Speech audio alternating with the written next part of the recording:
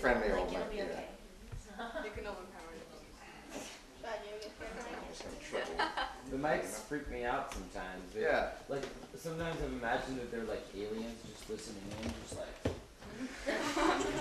You're not imagining it. That brings up a good point, because when you're trying to record something, you know, you can work really hard at getting the most immaculate, perfect sound in the world, but at the end of the day, I hate that phrase, but at the end of the day, the most important thing is that the musician plays something cool. Yeah. Because if you can record, have you ever heard the term polishing a turd?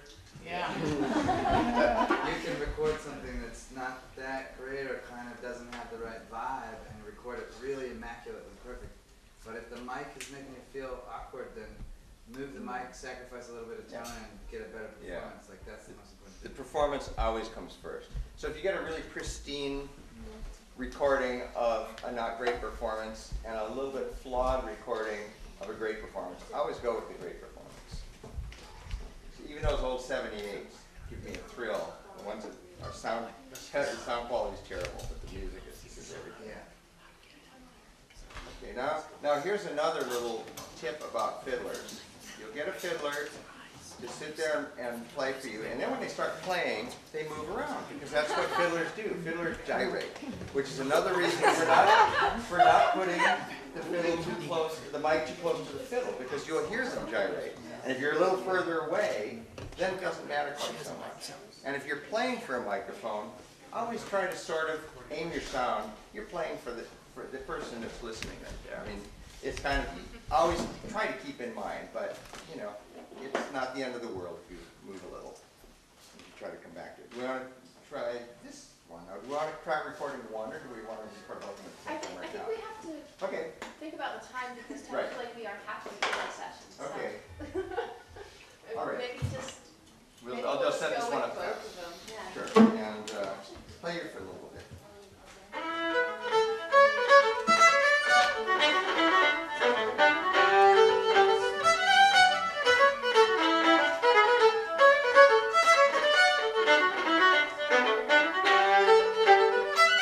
I'm going to start from a little different angle for you.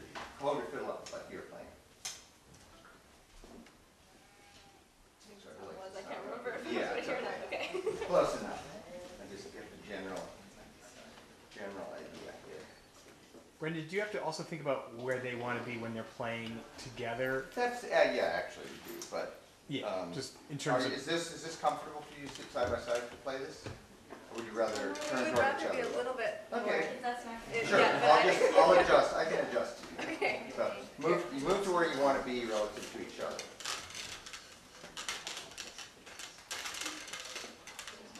Good. Is that what Get rid of this squeaky chair. Oh, squeaky chairs. Yes, squeaky chairs. I don't know. They are a curse, but we won't worry about it for this particular thing. Sometimes Through the de-squeaker. they actually sell a box that makes squeaky chair noises, so it sounds more real. Yeah. Have you heard of that? Really? Is that true? I mean, you want a little bit of that, like a little breathing. Yeah. It's like sometimes people in vocal performances like will remove all the breaths like digitally, Yes. and it's horrible. It is. They don't sound like. Yeah. So those chairs were made in Appalachia by my great uncle about 300 years ago. And they were just repaired like a few days before the class so that we actually have solid old 300-year-old. Yeah. So they're truly traditional Appalachian chairs. So those squeaks are authentic. Okay. Are you set up there for these two? Yeah, I think so. Okay. All these mics are in here. So after you get through the technical aspects of getting everything set up, which usually takes a long time and has some little bugs in it, then there's the aspect of how do you play? Like how do you listen and get the right sound to come out on the other end? So I'm thinking what we'll do is just record it and maybe record and then listen, and the instructors can offer input and ideas about how to do it, and then maybe take another tape and listen to that, and then go on to another group or another person. Yeah. So when you remember, try to, I mean, aim this kind of roughly about here, and this one roughly about here. So sort of, you know, you'll find yourself moving around. If you think of it, move back toward a little bit toward that. And obviously, any background sound in here is going to be really sensitive. So Yeah. I want to just find a position that you can really Just be don't comfortable in. breathe. Don't breathe. So before you guys start playing, I have to get It's actually I have to good. get a layout Oh, to yeah. make sure we're in Right, that's a good the problem. middle zone on our sound levels. Yeah. So if you guys would just both play. Should we just try the beginning of it?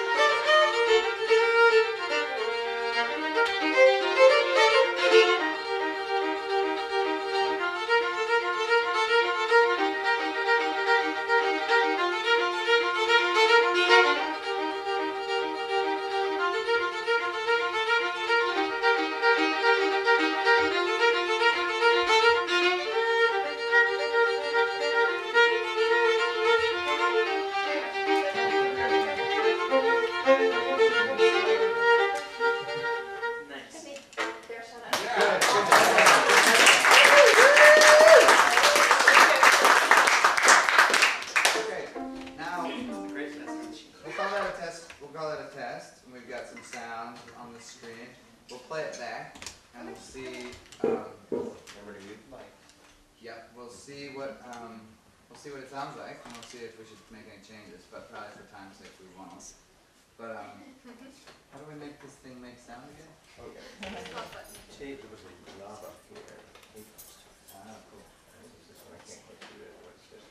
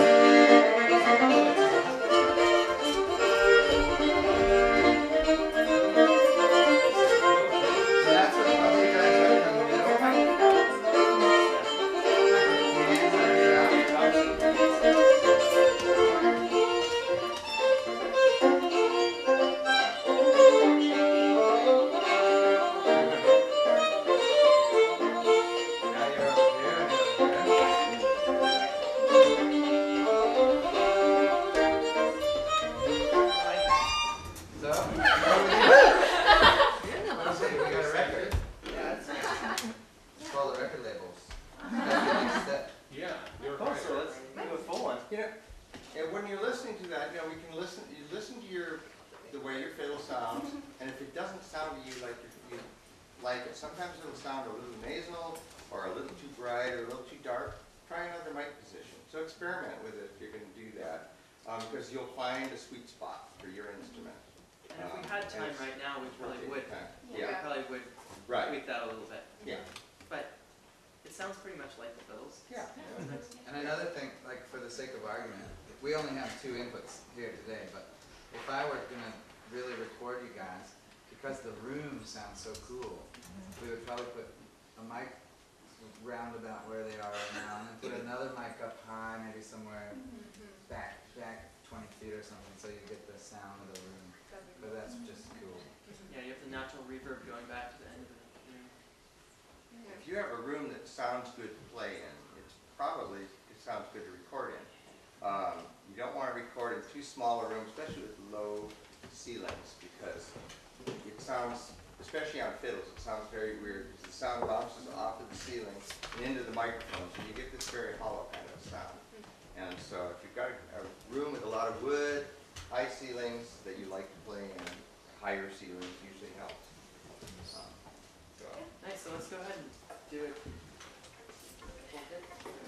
Okay.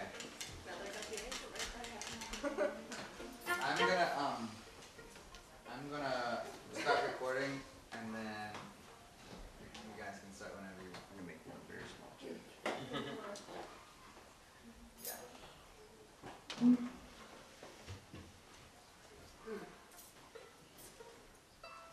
guys see how to play.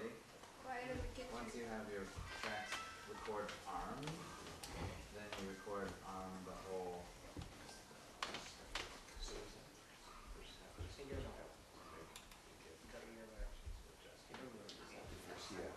Oh, weird. Okay. You guys are ready? We're ready. Everybody's ready. We're live.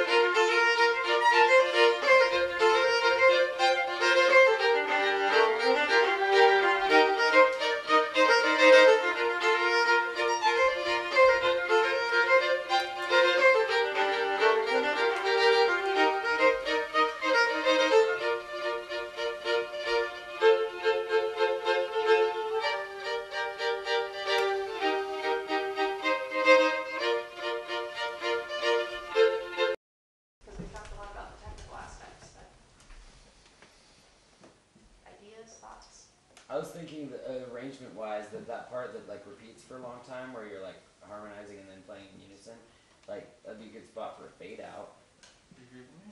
You know what I mean? You could hear it just like trailing off there on that part, because it's like going on for a long time. And it seems like It's a really long because you've already heard all the buttery parts of the tune That's true. Right, like yeah. a bunch of times or a few Yeah. times. Like it always, to me, like cutting it down is always a bonus, because then like people will be like, oh, I want more, you know, like they didn't like That's get true. way too stuffed on ice cream, like they like. No, that's a fair point. Definitely. That's true. We honestly couldn't figure out how to end the tune, and we were like, we have another arrangement that fades out. So do we really want to fade this one out? But anyway, yeah, that's a good idea. Yeah. I would have liked to hear the last note just a little bit longer, just the note itself. Mhm. Okay, yeah. Also, like if you were really recording this and you had like the luxury of doing it a bunch of times, I think it'd be pretty cool to hear you guys do it a bunch, like maybe like a couple times, where you're really thinking about accuracy and like getting it right and stuff, and then like be like, okay, let's just let loose and just like play it and like maybe like dig in a little more, get kind of grittier on the low part. Yeah. Is there like a standard for how many times you can do it without it sounding stale? I think really each good person question. would have their answer. I think if you don't get it the first time, you might as well quit. Some musicians will in fact do literally 70 takes. Yeah. Some the musicality of it will start to decline after take 1 I think, or take 4. yeah, I was thinking around 3. Yeah. That's common. Yeah. Sometimes you can take a break and like go to Take dinner three. Yeah. and then like come back Get and like tired be of more it. awesome. It seems like even just running around the block or just doing something Yeah. else that really removes your mind and your body from that studio space. Running around the chapel looking at the When we eclipse. were recording the Beat Eaters album with Dave Cinco, yeah, I mean Dave wasn't technically our producer, but he actually would send us around the church. I showed up in the middle of the night And and I it was worked. thinking, where am I supposed to be to come and hear these guys? And I saw these dark figures running around the chapel. So just figuring out what works for you to get you in the most comfortable place where you're not thinking too much. Yeah. The trick is to get all the technicalities in place before you Yeah. lose the important stuff of actually just feeling like playing the thing. If you played it 10 times and you're like, oh, I've done this already. It's really individualistic. Yeah. There's an apocryphal story about Frank Sinatra when he was recording this song called That's Life. It was a big hit for him. And he didn't want to record it, and they did like the whole morning of takes because he just.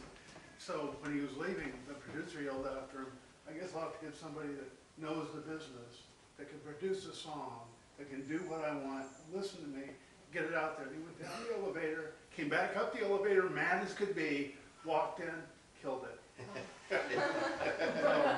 Being a recording engineer or a producer can be also being a psychologist. Yeah. Usually not like that, or you.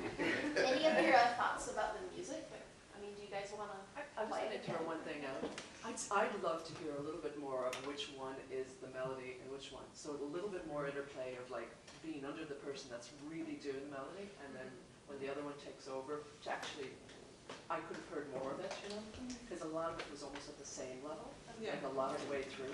But I think if you really feel like this is the melody here, and this is my moment to shine, I think you could really pump it up from that point, you know, and then when the other one takes over, then you pump it up, and the other one tuck in, and really hear the tuck in.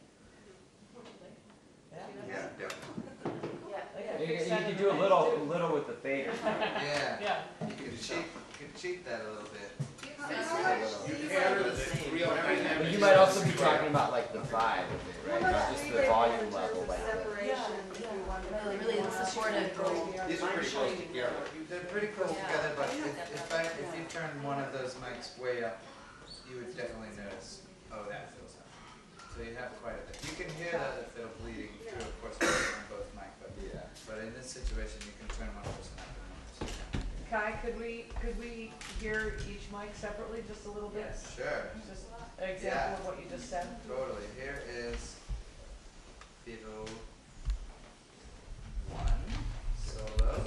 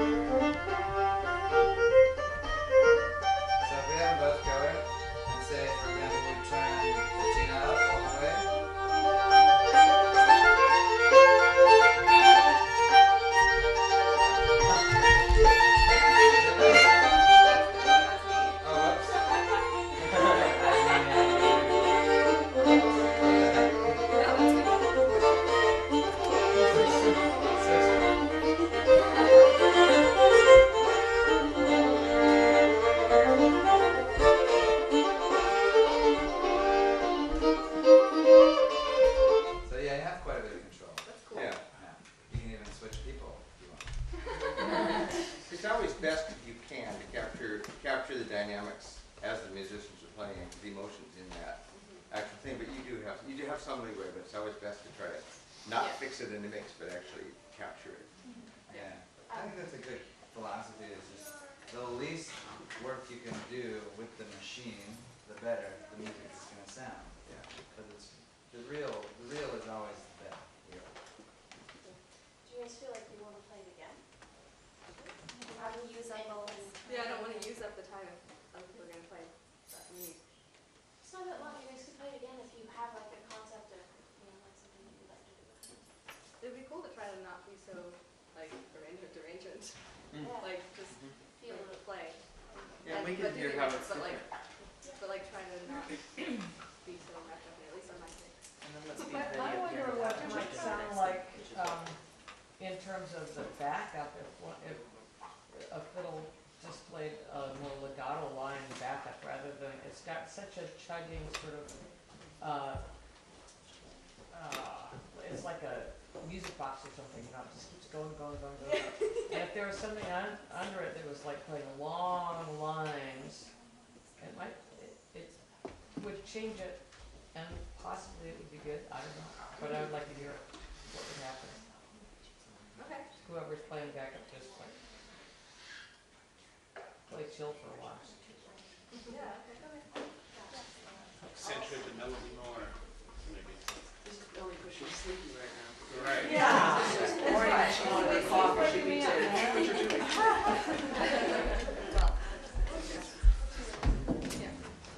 Can I ask you what the speech is called? Oh, it's called Last August. I wrote it last summer. You did? Last August. Woo, Yeah. for you. I'm more impressed even. Okay.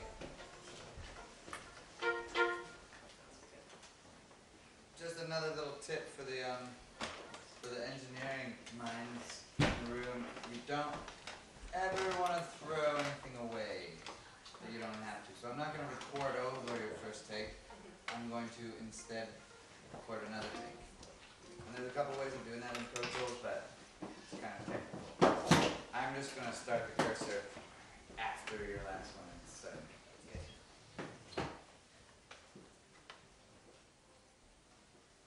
And we are recording.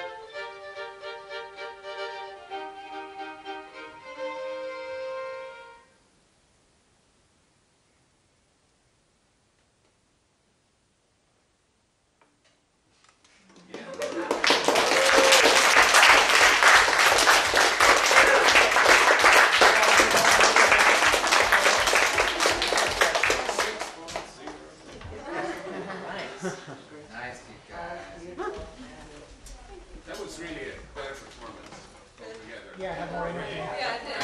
Do you focus on yes?